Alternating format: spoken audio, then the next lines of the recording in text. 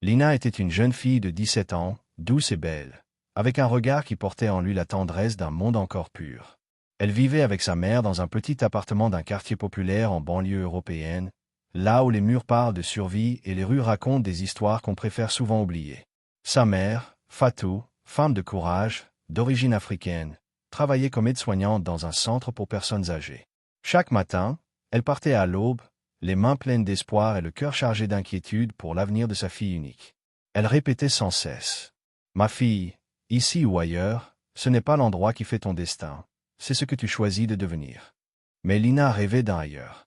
Pas un ailleurs géographique. Non, elle rêvait d'un autre statut, d'un autre regard sur elle. Elle voulait briller, être admirée, porter de beaux vêtements, sortir dans des lieux élégants, avoir ce que les autres filles montraient sur Instagram. À l'école, elle était discrète mais remarquée. Ses longs cheveux bruns, son teint doré, son élégance naturelle attiraient les regards. Mais Lina se sentait invisible. Pourquoi? Parce qu'elle ne portait pas les vêtements de marque, parce qu'elle n'avait pas le dernier téléphone, parce qu'elle venait du quartier. Son cœur battait fort à chaque fois qu'elle passait devant les vitrines des grands magasins du centre-ville. Elle rêvait d'une vie où elle serait la cliente, pas la serveuse. Elle rêvait d'être quelqu'un. Le soir, après ses devoirs, elle dessinait des robes, griffonnait des croquis sur des feuilles recyclées. Elle voulait devenir styliste, entrer dans une école de mode, créer sa propre marque un jour. Mais ses rêves semblaient trop loin, presque irréels, face aux factures sur la table de la cuisine et au réfrigérateur souvent à moitié vide. Et pourtant, Lina y croyait encore. Un espoir fragile, mais bien vivant. Elle se disait qu'un jour, sa vie allait changer. Elle ne savait pas encore que ce changement allait commencer, mais pas comme elle l'imaginait. C'est au lycée que Lina fit la rencontre qui allait bouleverser sa vie. Mélissa. Mélissa avait 1 an de plus. Elle était belle, confiante, et toujours impeccablement habillée. Ses ongles étaient toujours faits, ses cheveux toujours lisses, son parfum laissait une trace dans les couloirs. Elle arrivait chaque matin dans une voiture différente, une fois une Mercedes, un autre jour une BMW. Toujours conduite par un « oncle », disait-elle en souriant mystérieusement. Elle ne parlait jamais de ses parents, mais elle semblait ne manquer de rien. Vêtements de luxe, dernier iPhone, dîner dans des restaurants chics. Elle vivait la vie dont Lina rêvait en silence. Un jour, Mélissa remarqua Lina dans la cour. « J'adore ton style. Il est simple mais pur. Tu pourrais faire un malheur si tu t'habillais comme moi. » Ce compliment inattendu fut le début d'une étrange amitié. Peu à peu, Mélissa invita Lina à traîner avec elle et ses copines après les cours. C'était un autre monde, soirée en appartement, photos sur les réseaux, ambiance champagne et chicha. Lina se sentait vivante, valorisée, vue. C'était grisant. Elle suivait Mélissa comme une petite sœur suit son modèle. Elle voulait être comme elle. Elle voulait ce qu'elle avait.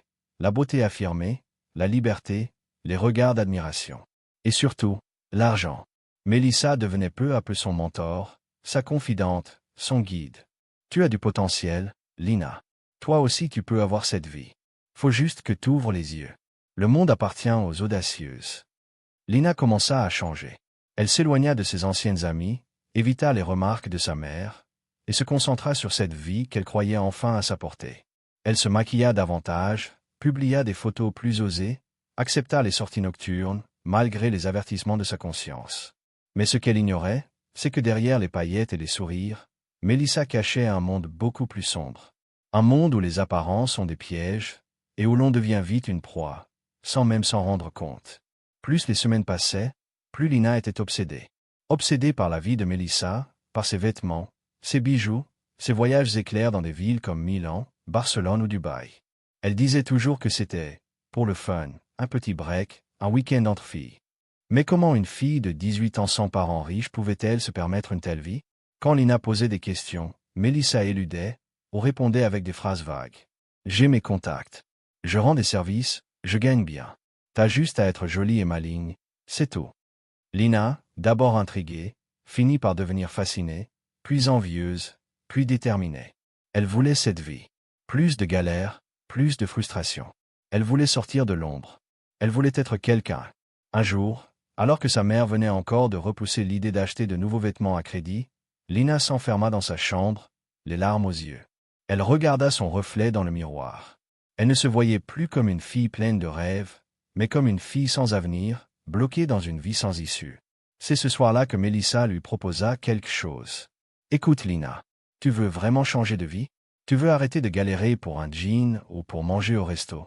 Il y a une opportunité pour toi. C'est discret, sans danger. T'es belle, t'as tout pour réussir. Lina hésita. Son cœur battait vite. Quelque chose sonnait faux, mais la promesse était trop belle. Elle voulait croire que c'était une porte vers son destin. C'est quoi exactement? Demanda-t-elle timidement. Rien de grave. Un petit séjour dans une villa à Bruxelles. Il y aura un photographe pro. Des gens importants. Tu vas être traitée comme une princesse. Et tu repars avec de l'argent, beaucoup. Lina resta silencieuse. Mélissa insista avec un sourire rassurant. Crois-moi, c'est juste le début. C'est comme ça que j'ai commencé. Tu me remercieras plus tard. Et Lina, aveuglée par ses rêves, bercée par l'illusion du luxe facile, finit par dire oui. Elle ne savait pas encore que ce oui allait l'emmener au cœur d'un piège, où la lumière devient obscurité et les rêves deviennent chaînes. Le jour du départ, Lina mentit à sa mère. Je vais passer le week-end chez Mélissa. On révise pour les examens. Fatou la regarda longuement, inquiète, comme si son instinct de mère pressentait quelque chose. Mais elle ne dit rien. Elle embrassa Lina sur le front et lui dit simplement. Sois prudente, ma fille. Ne fais pas confiance à tout ce qui brille. Lina monta dans la voiture avec Mélissa et 2 autres filles. Elle riait, maquillage parfait, ongles faits, musique à fond. L'ambiance semblait légère. Direction, Bruxelles. Arrivée dans une grande maison en périphérie, Lina fut tout de suite frappée par l'aspect luxueux du lieu. Piscine, salon en marbre, bouteilles de champagne, canapé en cuir blanc. Un homme d'environ 40 ans les accueillit avec un sourire glacial. Il s'appelait Sergio. Bienvenue, mes reines. Détendez-vous, ici c'est la belle vie. On leur proposa à boire. Lina accepta un verre. L'alcool lui donna un peu de courage, même si au fond, quelque chose sonnait faux. Mais Mélissa semblait à l'aise, souriait, plaisantait. Alors Lina se força à croire qu'il n'y avait rien d'anormal. Le soir venu, les choses changèrent. Sergio demanda à Lina de s'habiller, plus sexy, pour une séance photo. Elle refusa, mal à l'aise. Mais il insista. Mélissa la prit à part. Faut juste que tu joues le jeu. C'est comme ça que ça commence. Après, tu gères. Lina céda. 1 fois, 2 fois. Mais il n'y eut jamais de vrai shooting. Seulement des hommes, des regards sales, des ordres. Les portes se refermèrent. Son téléphone fut confisqué. On lui expliqua calmement qu'elle devait rembourser les frais du voyage, rendre service, collaborer. Et là, la vérité tomba. Elle était piégée dans un réseau de prostitution. Chaque jour devenait un cauchemar. Lina, terrifiée, comprenait qu'elle n'était pas venue pour être styliste, ni mannequin. Elle n'était qu'un produit, vendu, utilisé, humilié. Elle pleurait chaque nuit, seule dans une chambre verrouillée, avec des caméras dans les coins. Les gardiens n'étaient jamais loin. Son corps n'était plus à elle. Sa dignité s'effondrait. Mélissa, elle, était toujours là. Mais plus distante, plus froide. Elle aussi semblait brisée. Comme si elle s'était résignée depuis longtemps. Lina réalisa alors que son amie n'était pas libre. Elle n'était pas un modèle, mais une victime devenue complice. L'illusion s'était dissipée. Et Lina, dans sa quête de briller, s'était retrouvée enfermée dans l'enfer sous les paillettes. Les jours passaient, identiques, vides, sans espoir. Lina n'était plus qu'une ombre. Chaque matin, elle se réveillait dans une chambre glaciale, avec la peur au ventre. Les hommes entraient et sortaient. Elle ne savait même plus leur nom, leurs visages se mélangeaient dans sa mémoire. Certains étaient violents, d'autres hypocritement doux. Tous payaient. Mais Lina, elle, ne recevait rien. Rien d'autre que des ordres, des menaces, et un faux sourire de Sergio. T'es ici pour bosser, ma jolie. Quand t'auras remboursé ce qu'on a investi, on verra. Elle entendait souvent les cris d'autres filles, parfois encore plus jeunes. On les faisait taire avec des coups, ou des pilules. C'était une prison dorée, où la beauté était une malédiction. Le réseau était bien organisé. Faux papiers, surveillance constante, caméras cachées, complicité de certains clients influents qui ne posaient pas de questions. La façade était propre, jolie villa, photos retouchées, profil Instagram glamour. Mais derrière, c'était la souffrance, la manipulation, l'exploitation. Les filles étaient piégées par la honte. Elles n'osaient pas fuir. Certaines n'avaient plus de famille, d'autres craignaient les représailles. Et Lina comprenait maintenant. Mélissa n'était pas libre. Elle avait été brisée elle aussi, puis recyclée dans le système. On l'avait forcée à recruter pour survivre. Un soir, Lina craqua. Elle se jeta dans les bras de Mélissa et pleura, sanglotant. « Pourquoi tu m'as fait ça? Je croyais que t'étais mon ami. » Mélissa la serra, en silence. Puis, les yeux vides, elle répondit. « Moi aussi je croyais avoir le choix, un jour. Mais une fois que t'es dedans, t'es à eux. » C'est à ce moment que Lina comprit que si elle ne faisait rien, elle allait mourir ici, ou pire, devenir comme Mélissa. Une fille sans âme, sans voix, sans avenir. Alors, au fond de l'enfer, une petite lumière s'est rallumée dans son cœur. Une étincelle de résistance. Elle commença à observer, à écouter, à attendre. Elle savait maintenant qu'elle devait s'échapper, ou se perdre pour toujours. Un soir, alors que Lina nettoyait la salle après une réception privée, elle trouva un téléphone oublié sous un coussin du salon. Son cœur fit un bond. Un vrai téléphone, connecté, avec une carte SIM fonctionnelle.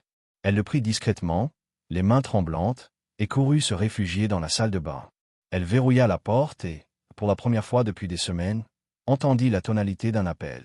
Elle essaya de joindre sa mère. Messagerie. Elle tenta une amie du lycée. Rien.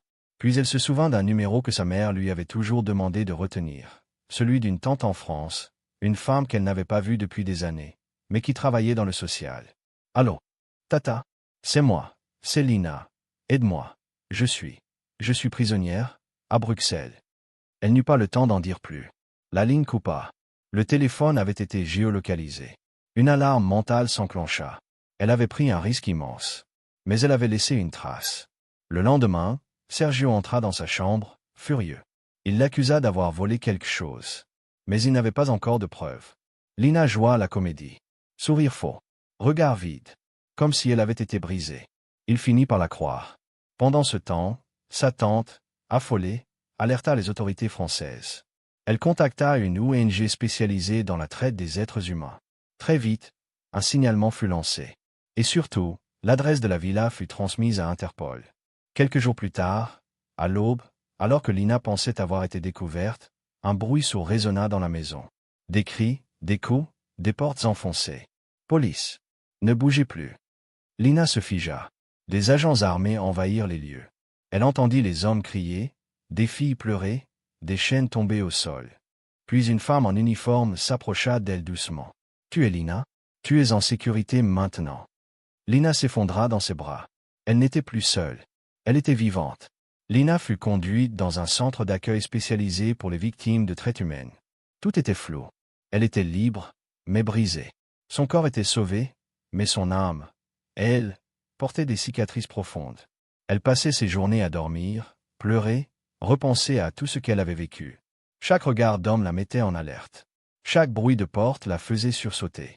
Une psychologue l'aida à mettre des mots sur sa douleur. « Tu n'es pas coupable, Lina. Tu as été manipulée, utilisée. Ce que tu ressens est normal. Mais tu peux guérir. Pas oublier, mais guérir. » Elle rencontra d'autres filles, d'autres survivantes. Chacune avait une histoire différente, mais toutes portaient la même blessure, celle d'avoir été trahies dans leur confiance, dans leur innocence. Pendant ce temps, sa mère, informée par la tante, fit le voyage pour retrouver sa fille. Quand Fatou vit Lina dans ce foyer sécurisé, amaigrie, le regard éteint, elle tomba à genoux et éclata en sanglots. Lina aussi pleura. Longtemps. Dans les bras de sa mère, elle retrouva un semblant de paix. Puis vinrent les procédures judiciaires. Lina accepta de témoigner contre Sergio, contre les hommes qui l'avaient exploité, contre ce réseau. Elle voulait empêcher qu'une autre fille vive le même enfer. Ce fut dur. Lourd. Elle revivait ses cauchemars à chaque audition. Mais elle tint bon. Grâce à son courage, plusieurs arrestations furent faites. Mélissa fut également retrouvée. Elle aussi fut reconnue comme victime, malgré son rôle de rabatteuse. Les deux jeunes filles se revirent, brièvement. Le regard de Mélissa était vide, mais un murmure s'échappa de ses lèvres. « Je suis désolée. » Lina n'en voulait plus. Elle ne haïssait plus. Elle voulait juste avancer. Elle décida de changer de ville, de recommencer ailleurs. Grâce à une ONG, elle suivit une thérapie de reconstruction et des cours pour reprendre ses études. Petit à petit, elle reprenait goût à la vie. Un sourire timide revenait sur son visage. Elle recommença à rêver. Non plus de luxe, mais de paix, de justice, de liberté. 2 ans ont passé. Lina vit désormais dans le sud de la France, dans une petite ville tranquille. Elle a repris ses études en travail social. Ironie du destin. Celle qui fut piégée veut aujourd'hui sauver les autres. Elle fait des interventions dans des lycées, des foyers, des centres de jeunes. Elle parle à visage couvert, mais sa voix est forte, claire, bouleversante. J'ai cru qu'il fallait briller pour exister. Mais j'ai appris que la vraie beauté, c'est de rester libre. Sa vie est simple, modeste, mais elle dort en paix. Elle a repris contact avec sa mère, avec sa tante. Une nouvelle confiance s'est reconstruite dans la douleur. Elle continue sa thérapie. Les cauchemars sont moins fréquents. Et certains matins, elle se réveille avec l'espoir, sans peur. Lina n'a jamais oublié Mélissa. Parfois, elle pense à elle, se demande si elle a trouvé la force, elle aussi, de s'en sortir. Mais elle sait que sa mission à elle, maintenant, c'est de parler, de prévenir, de protéger. Son histoire est devenue un message. Un cri pour toutes les filles qui, comme elle, pourraient croire que la vie parfaite se cache derrière une photo Instagram ou une invitation alléchante. Elle termine souvent ses témoignages par cette phrase. Si tu dois changer ta dignité pour avoir une vie de rêve, alors ce n'est pas une vie. C'est un piège. Garde-toi. Garde ton âme. C'est ce que tu as de plus précieux. Et dans chaque regard qui croise le sien, Lina voit une promesse. Celle d'un avenir plus conscient, plus libre, plus fort.